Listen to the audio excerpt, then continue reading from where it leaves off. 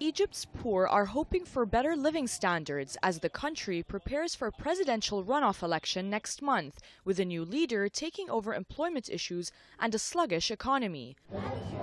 According to a 2011 World Bank report, nearly half of the entire Egyptian population lives on $2 a day, with local surveys indicating residents are predominantly illiterate and lack adequate food and medical supplies, as well as access to clean water.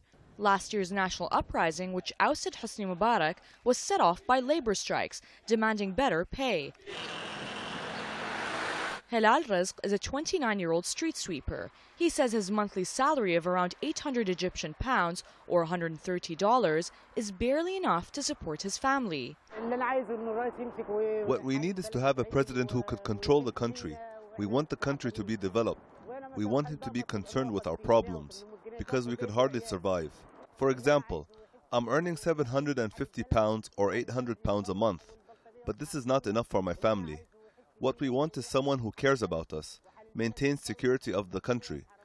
Rizk, like many other sweepers and workers, lives in the rural village of Al-Ayat, 45 kilometers of the capital, Cairo, where the majority of its residents live in poverty. He works 8 hours a day, but sometimes has to find extra work to make ends meet. Everything is very expensive. My salary barely meets my needs.